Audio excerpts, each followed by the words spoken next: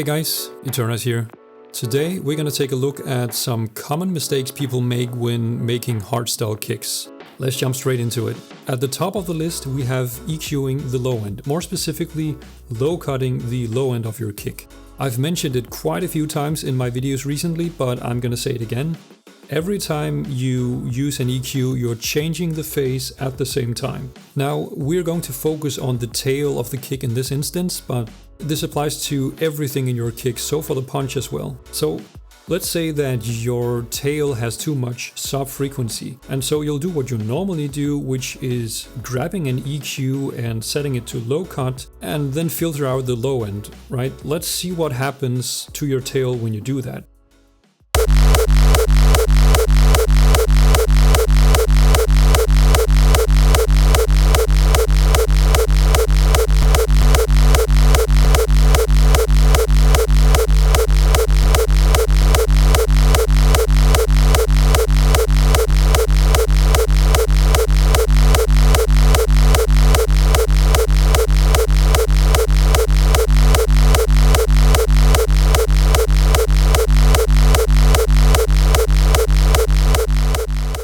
So not only does the sound of the tail change quite a bit, also the waveform is very different after the low cut. And this is the case with whatever slope we're using, so trying to mitigate the impact of the phase with a more gentle slope is not really changing the outcome. Now, why is this a problem? Well, apart from the sound changing, which in my experience is never for the better, neither for the kick or for the mix in general. The problem really is the waveform. You see, the waveform is now much taller than it was before. So in essence, what is happening here is that we are getting a waveform closer to the clipping line without actually getting any louder sound. That's not a very good deal. And in many cases, this will result in a premature clipping, again, without anything sounding louder.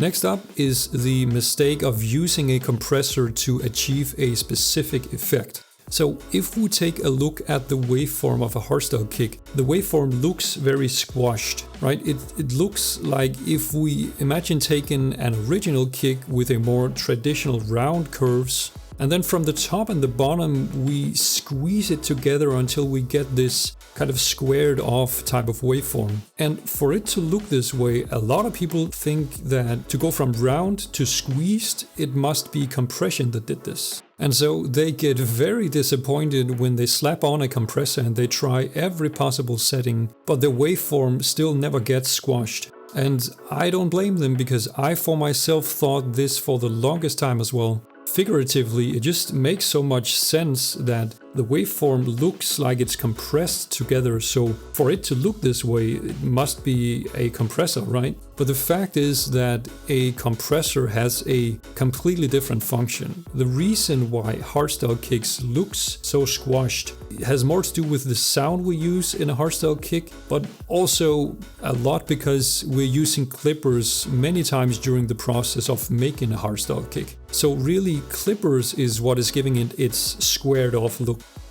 Next, we're going to take a look at the crossover point between punch and tail, because a common mistake is that the punch is bleeding over into the tail, and what we're talking about here specifically is the low end. It's not a problem if your high end is bleeding from the punch to the tail, but if the low end of your punch bleeds into your tail, it opens up for a bunch of problems. So firstly, blending two low end sounds together can really easily become a low end mess. If the phase of the two sounds don't align, it can easily become a wobbly, undefined low end at the crossover point. Secondly, we increase the risk of distortion around the crossover point, again completely depending on the phase. If things are not lining up properly, this is a real issue.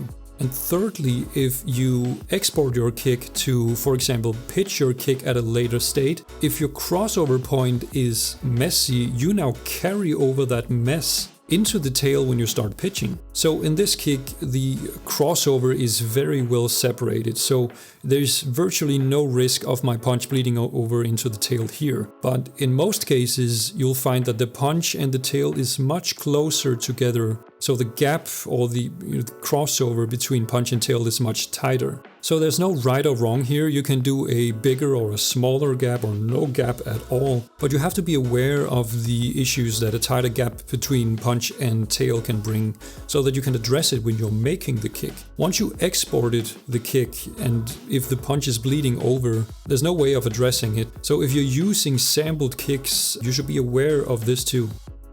Let's talk about the crunch in the tail.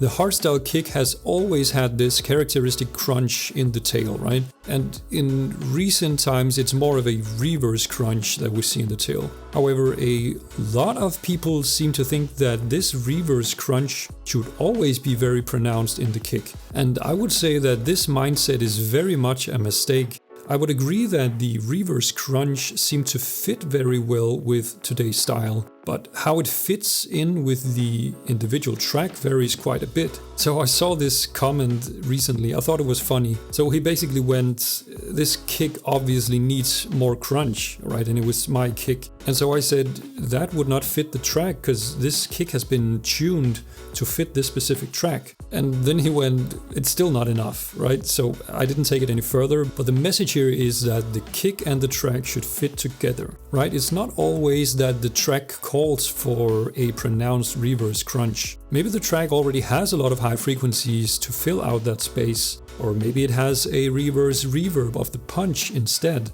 Or maybe the mix doesn't even allow it because it's already so bright. I can name you a bunch of newly released and popular tracks that doesn't have any high end in the tail at all, simply because the track doesn't call for it. So don't make the mistake and think that your kick should always sound like this certain standard. It largely depends on the track too. Last mistake to look at has to do with the punch. A lot of impact of the kick is in the punch, right? And especially in the very first part of the punch, the click or the tuck, whatever you want to call it, is very important. I see so many examples out there where the kick doesn't have the impact it deserves, simply because that very first part of the punch is not sharp enough to really cut through the mix properly. So let's listen to an example here where, all else being equal, the only thing changing is the click being reduced in the punch.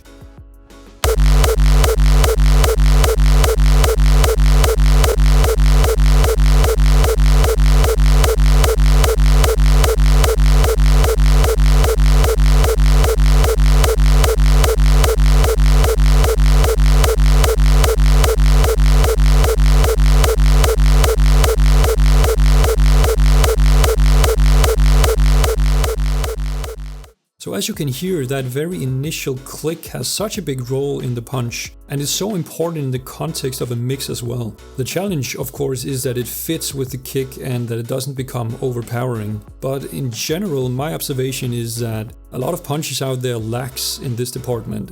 Again, specifically in that very first part of the punch. Alright guys, that's it for this video.